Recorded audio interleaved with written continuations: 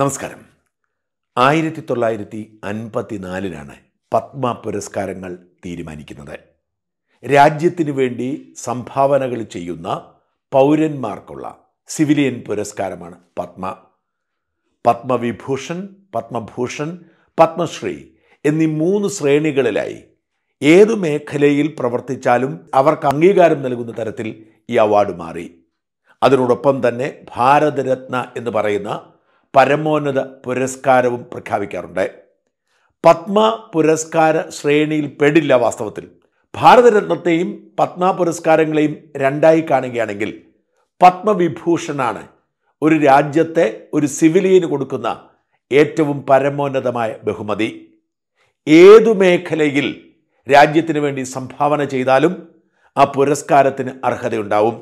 മതത്തിലാണെങ്കിലും രാഷ്ട്രീയത്തിലാണെങ്കിലും കായിക രംഗത്താണെങ്കിലും ശാസ്ത്രത്തിലാണെങ്കിലും സാഹിത്യത്തിലാണെങ്കിലും കലയിലാണെങ്കിലും സാമൂഹ്യ പ്രവർത്തനത്തിലാണെങ്കിലും നിങ്ങൾക്ക് പുരസ്കാരം ലഭിക്കും. എന്ന് വെച്ചാൽ ഏത് പൗരനും ആ പുരസ്കാരത്തിന് യോഗ്യതയുണ്ട്. നെഹ്റുവിൻ്റെ ഭരണകാലത്ത് കഴിയുന്നതും രാഷ്ട്രീയ സാമ്പത്തിക താല്പര്യങ്ങൾക്കപ്പുറത്ത് മികവിൻ്റെ അടിസ്ഥാനത്തിൽ ഈ പുരസ്കാരം കൊടുക്കാൻ ശ്രമിച്ചു. എന്നാൽ നെഹ്റുവിന് പിന്നാലെ ഇന്ത്യയുടെ പ്രധാനമന്ത്രിയായ ഇന്ദിരാഗാന്ധിയുടെ കാലം മുതൽ വലിയ തോതിൽ അട്ടിമറിക്കപ്പെടുകയാണ് പത്മ പുരസ്കാരങ്ങൾ. പത്മ പുരസ്കാരത്തിന് ഒരാളെ പരിഗണിക്കുമ്പോൾ രാഷ്ട്രീയം മുഖ്യ ഘടകമായി മാറി. എന്ന് വെച്ചാൽ അയാൾ രാജ്യത്തിന് അല്ലെങ്കിൽ സമൂഹത്തിന് നൽകിയ സംഭാവനയേക്കാൾ പ്രധാനപ്പെട്ടത് രാഷ്ട്രീയമായി മാറുന്നു. രാഷ്ട്രീയ മാനദണ്ഡമനുസരിച്ച് ഒരാൾക്ക് പുരസ്കാരം കൊടുക്കാൻ തുടങ്ങിയതോ കൊടുത്തുകൊണ്ടിരിക്കുന്നതോ ഏതെങ്കിലും ഒരു രാഷ്ട്രീയ പാർട്ടിയോ ഭരണാധികാരിയോ അല്ല. ഇന്ദിരാഗാന്ധിയുടെ കാലം മുതൽ ഇന്ന് മോദിയുടെ കാലം വരെ പുരസ്കാരത്തിൻ്റെ പ്രധാനപ്പെട്ട ഘടകമായി രാഷ്ട്രീയം മാറുന്നു. എന്നാൽ 2014 മോദി അധികാരത്തിൽ എത്തുന്നതുവരെ ഇത് പരിപൂർണ നാണക്കേടിൻ്റെ പുരസ്കാരമായി മാറി. എന്ന് വെച്ചാൽ കഴിവുള്ളവർക്ക് പുരസ്കാരം ലഭിക്കുക അപൂർവമാണ്. കഴിവില്ലാത്ത പ്രാഞ്ചിയേട്ടന്മാർക്ക്, സാമ്പത്തിക ഇടപാടുകൾ നടത്തുന്നവർക്ക് ഈ പുരസ്കാരം ലഭിക്കും. പത്മ പുരസ്കാരം ലഭിക്കാൻ കഴിവോ സാമൂഹ്യ സേവനമോ രാഷ്ട്ര നിർമ്മാണത്തിനുള്ള സംഭാവനയോ ഘടകമേ അല്ല. നേരെ മറിച്ച് രാഷ്ട്രീയമോ സാമ്പത്തികമോ മാനദണ്ഡമായി മാറുന്നു. രാഷ്ട്രീയം ഒരു മാനദണ്ഡമായി മാറുന്നത് നമുക്ക് മനസ്സിലാക്കാൻ കഴിയും. കാരണം ഭരിച്ചുകൊണ്ടിരിക്കുന്ന രാഷ്ട്രീയ പാർട്ടികൾക്ക് അവരുടെ താല്പര്യം സംരക്ഷിക്കേണ്ടതുണ്ട്.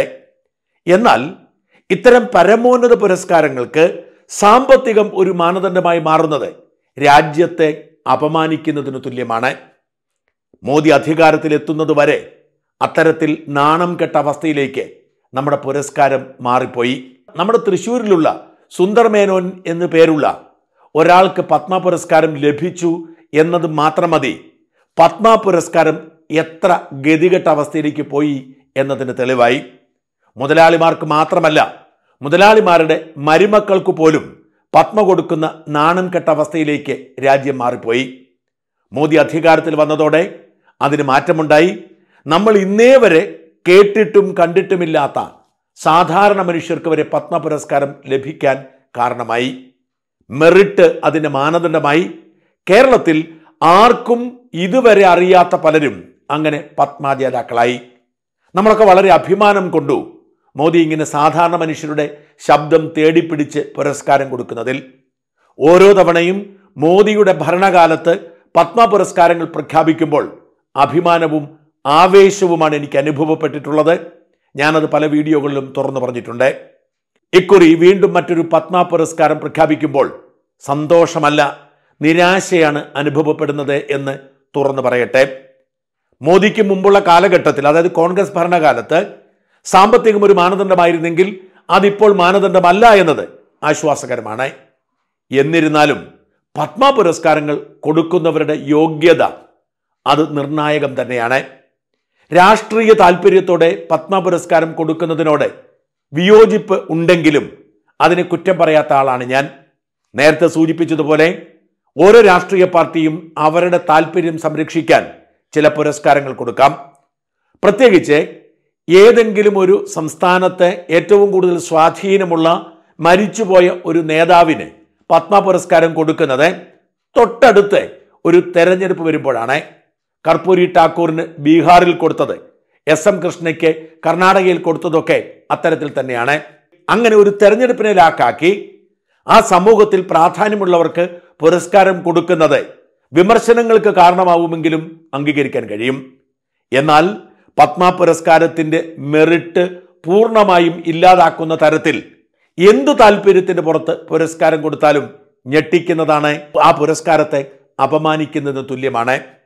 നോക്കൂ, നമ്മുടെ രാജ്യത്തെ ഏറ്റവും പരമോന്നതമായ പുരസ്കാരങ്ങളിൽ രണ്ടാമത്തേതായ പത്മഭൂഷൺ ഇക്കുറി കേരളത്തിൽ കൊടുത്തിരിക്കുന്ന 2 പേര്, അവരിൽ ഒരാൾ വെള്ളാപ്പള്ളി നടേശനാണ്, മറ്റൊരാൾ മമ്മൂട്ടിയും. മമ്മൂട്ടിക്ക് പത്മഭൂഷൺ അർഹതയുണ്ട് എന്ന കാര്യത്തിൽ ആർക്കും തർക്കമില്ല. മമ്മൂട്ടിക്ക് ഒരിക്കലും ഈ പുരസ്കാരം ലഭിക്കാൻ പോകുന്നില്ല എന്ന് പറഞ്ഞ് അപമാനിച്ചിരുന്ന കുറെ ആളുകളെ ഞാൻ സോഷ്യൽ മീഡിയയിൽ ഓരോ പത്മപ്രഖ്യാപന സമയത്തും കണ്ടിട്ടുണ്ട്. അവർക്കൊക്കെയുള്ള ചുട്ട മറുപടിയാണ് ഇക്കുറി മമ്മൂട്ടിക്ക് ലഭിച്ച പത്മഭൂഷൺ. നേരത്തെ പത്മശ്രീ കിട്ടിയിട്ടുണ്ട്, ഇപ്പോൾ പത്മഭൂഷൺ കിട്ടി. മമ്മൂട്ടിക്ക് പത്മവിഭൂഷൺ കൂടി കൊടുക്കണം എന്ന അഭിപ്രായക്കാരനാണ് ഞാൻ. മോഹൻലാലിനും മമ്മൂട്ടിക്കും പത്മവിഭൂഷണുള്ള അർഹതയുമുണ്ട് എന്ന് ഒരു സംശയവുമില്ലാതെ പറയാം. എന്നാൽ മമ്മൂട്ടിക്ക് പത്മഭൂഷൺ കൊടുത്തപ്പോൾ ആ പുരസ്കാരത്തിന്റെ വില നഷ്ടപ്പെടുത്തുന്നതിന് തുല്യമായി അതേ പുരസ്കാരം, അതായത് രാജ്യത്തെ രണ്ടാമത്തെ വലിയ പരമോന്നത പുരസ്കാരം വെള്ളാപ്പള്ളി നടേശന് കൊടുത്തത്. വെള്ളാപ്പള്ളി നടേശൻ ആ പുരസ്കാരം വാങ്ങുന്നതോടെ പത്മ പുരസ്കാരത്തിന്റെ അന്തസ്സും അഭിമാനവും പൂർണ്ണമായും ഇല്ലാതാകുന്നു. എന്തടിസ്ഥാനത്തിലാണ് വെള്ളാപ്പള്ളി നടേശന് പത്മഭൂഷൺ നൽകിയത്? അപ്പോൾ പിന്നെ ഏത് ക്രിമിനലുകൾക്കും ഈ പുരസ്കാരത്തിന് യോഗ്യതയുണ്ടോ? ആരാണ് ഈ വെള്ളാപ്പള്ളി നടേശൻ? അദ്ദേഹം എന്താണ് ഈ സമൂഹത്തിന് നൽകിയ സംഭാവന? കഴിഞ്ഞ 30 വർഷമായി വെള്ളാപ്പള്ളി നടേശൻ SNDP നയിക്കുന്നു. SNDP എന്ന പ്രസ്ഥാനത്തിന് ഒരു ചലനമുണ്ടാക്കി എന്നത് സത്യമാണ്. ഈഴവ സമുദായത്തിന് ആദരവ് ലഭിക്കുന്നു, അംഗീകാരം ലഭിക്കുന്നു. ഇതൊക്കെ ശരിയാണെങ്കിലും ഒരു സമൂഹത്തിന് അംഗീകരിക്കാൻ കഴിയാത്ത തിന്മകളും നേതാവാണ് വെള്ളാപ്പള്ളി എന്ന് എങ്ങനെ മറക്കാൻ പറ്റും? ലോകഗുരുവായ ശ്രീനാരായണ ഗുരുവും അദ്ദേഹത്തിന്റെ സന്ദേശം ഉൾക്കൊണ്ടുകൊണ്ട് മഹാകവിയായ കുമാരനാശാനും ചേർന്നു തുടങ്ങിയ ഈ മഹാപ്രസ്ഥാനത്തിന്റെ തലപ്പത്തിരുന്നു കൊണ്ട് ജനാധിപത്യത്തെ പൂർണ്ണമായും അട്ടിമറിച്ച് തൻ്റെയും തൻ്റെ കുടുംബത്തിൻ്റെയും രാഷ്ട്രീയ സാമ്പത്തിക താല്പര്യം മാത്രം സംരക്ഷിക്കാൻ പരിപൂർണമായി ആ പ്രസ്ഥാനത്തെ ഇല്ലാതാക്കിയ ആളാണ് വെള്ളാപ്പള്ളി നടേശൻ. നിയമത്തിന്റെ വഴിക്ക് പോയിരുന്നെങ്കിൽ വെള്ളാപ്പള്ളി എത്രയോ വർഷം മുമ്പ് ജയിലിലാവുമായിരുന്നു. വെള്ളാപ്പള്ളിയുടെ മേൽ ചുമത്തപ്പെട്ടിരിക്കുന്നത് കൊലപാതക ശ്രമമടക്കം, ആത്മഹത്യാ പ്രേരണയടക്കം, വഞ്ചനയും തട്ടിപ്പുമടക്കം അനേകം കുറ്റകൃത്യങ്ങളാണെന്ന് ഓർക്കണം. ഏതാണ്ട് 120ഓളം വഞ്ചനാ കേസിലെ പ്രതിയാണ് വെള്ളാപ്പള്ളി നടേശൻ.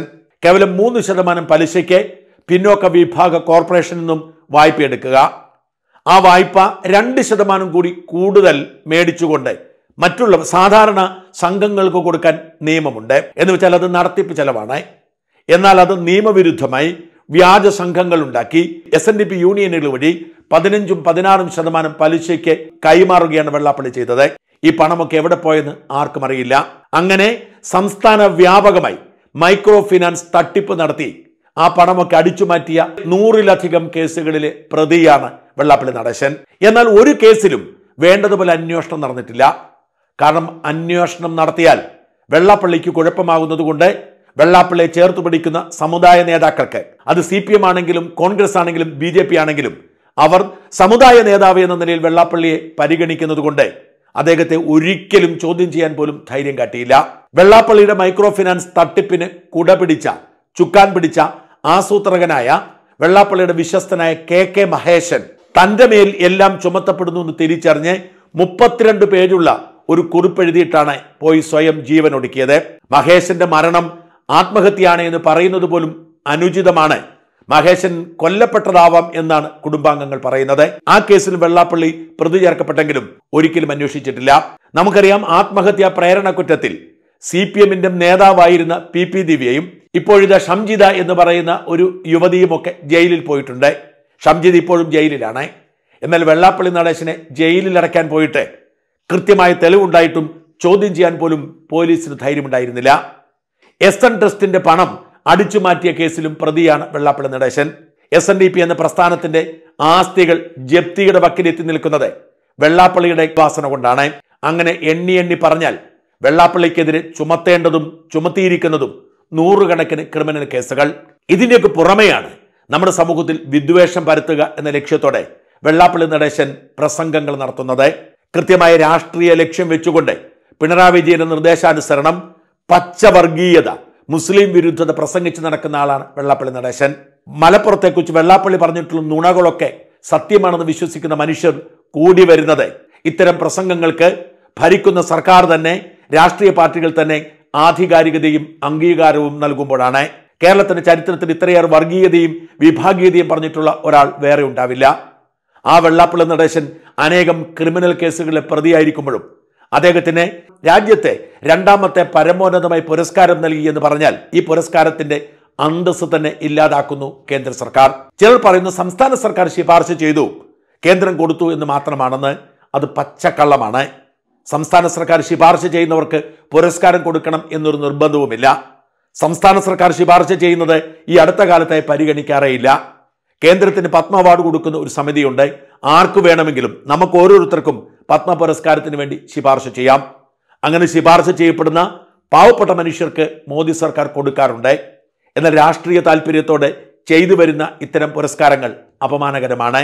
വെള്ളാപ്പള്ളിക്ക് കൊടുത്ത അതേ പുരസ്കാരം തന്നെ മമ്മൂട്ടിക്ക് കൊടുത്തു എന്ന് പറഞ്ഞാൽ മമ്മൂട്ടി അപമാനിച്ചു എന്നാണ് അർത്ഥം. മമ്മൂട്ടിക്ക് പുരസ്കാരത്തിന് അർഹതയുള്ളപ്പോൾ തന്നെ മമ്മൂട്ടിയോടൊപ്പം തന്നെ വെള്ളാപ്പള്ളി നടേശന് കൊടുത്തത് അപമാനിക്കലാണ് എന്ന കാര്യത്തിൽ ഒരു തർക്കവുമില്ല.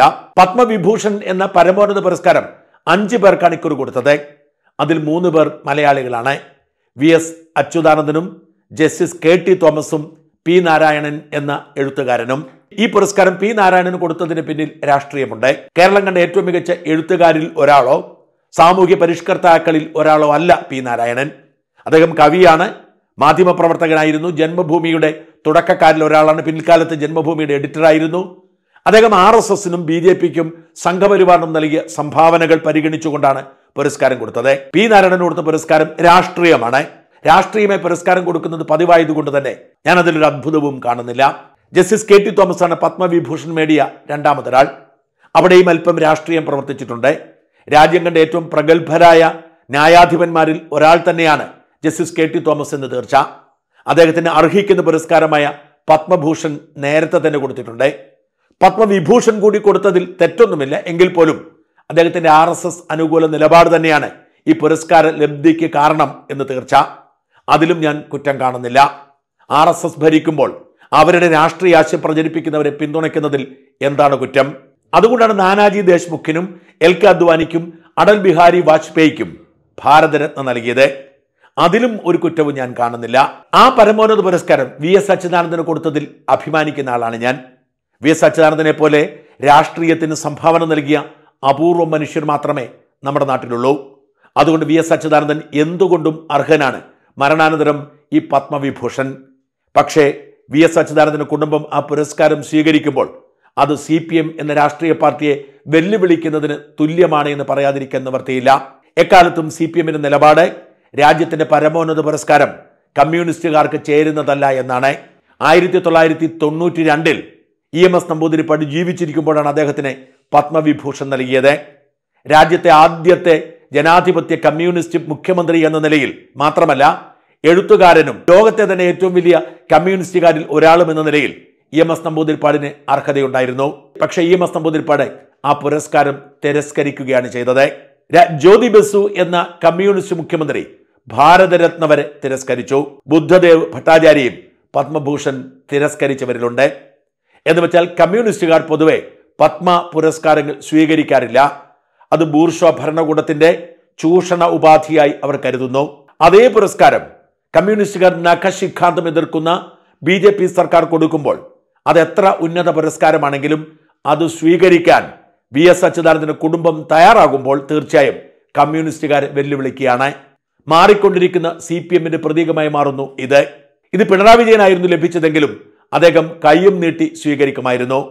ഇപ്പോഴിതാ മമ്മൂട്ടിക്ക് പുരസ്കാരം കൊടുത്തപ്പോൾ അതിന്റെ ക്രെഡിറ്റ് ഏറ്റെടുക്കാൻ ശ്രമിക്കുന്നത് കണ്ടു നോക്കുക. പത്മ പുരസ്കാരം രാഷ്ട്രീയ സാമ്പത്തിക നേട്ടത്തിന് വേണ്ടി ഉപയോഗിച്ചിരുന്ന കോൺഗ്രസ് സർക്കാരിനെ വെല്ലുവിളിച്ചുകൊണ്ട് അതിന് മെറിറ്റ് കൊണ്ടുവന്ന മോദി സർക്കാർ ദയവായി വെള്ളാപ്പള്ളിയെ പോലുള്ളവർക്ക് ഇത് കൊടുത്ത് ഈ പുരസ്കാരത്തിന്റെ അന്തസ്സ് വീണ്ടും കെടുത്തരുതേ എന്ന് അഭ്യർത്ഥിക്കുന്നു.